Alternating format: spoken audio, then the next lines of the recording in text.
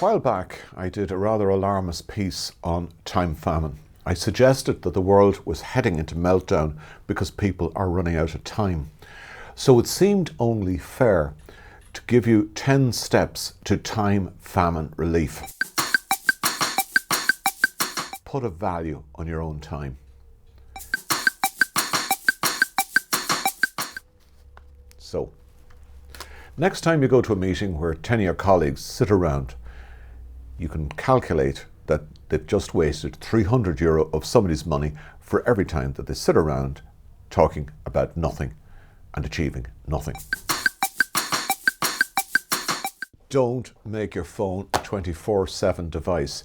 You don't have to answer every call on the first ring every time. Take time to check out who is it ringing. If it's the local nuisance, put on hold or go to message. Identify the time thieves in your life and get rid of them. And by the way, you're probably a time thief as well. I am, because there's jobs I promised my partner to do, I never do them, and they wind up cleaning up after me. So identify the time thieves and get them out of your life. You'll know a time thief. They'll say things to you like, "Do you have a minute? This won't take long." Know your own stress patterns. You can't produce your best results when you're overstressed or overstretched. So identify the signals and take it easy around them. Switch off the noise. If you're driving on a long commute into town, take time to switch off the car radio. Listen to the sound of your own thinking. There's so much noise going on around us. Just take time out. Know the value of a minute. What I'm going to do next is going to involve you working out just how long a minute of your time is. What I'd like you to do when I click my fingers, close your eyes and open them when you think a minute has elapsed. Here we go in 3, 2, and 1.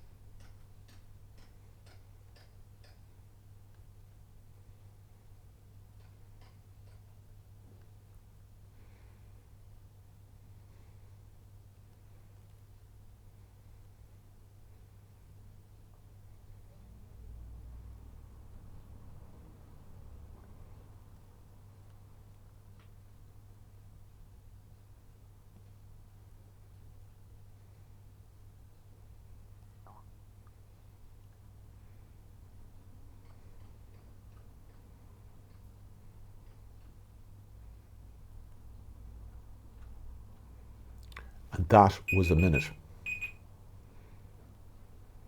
How did you do? So next time you say to somebody, "This will only take a minute," think about it. Use a to-do list. Now it seems very old-fashioned. Write down a list of things that you intend doing today, and at the end of the day, check it. If you haven't achieved all the things in your list, you're probably normal. If you've achieved none of the things on the list, you need to look at number 8.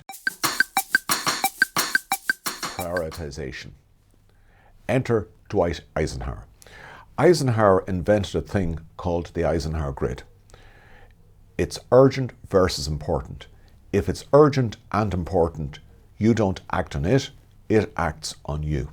If a thing is important but not urgent, you should do it today, but you can live with not doing it today. But if you neglect it long term, it will become a number 1. Things that are urgent but not important. Now, these are the things that actually take up most of our time, and they're usually other people's agendas, emergencies, interruptions, results of bad planning, or the action of time thieves. This is the bit that you can go to work on. With a quadrant 3, as it's called, urgent but not important, you can dilute it, delay it, delegate it, or just dump it. And finally, there are the things that are not urgent and not important, like surfing the net, watching soaps, and wasting time. Everybody says, I'm too busy to do that, but they've no problem describing a million people whose lives are full of stuff that's not urgent and not important. We all do it. Take a look at yours.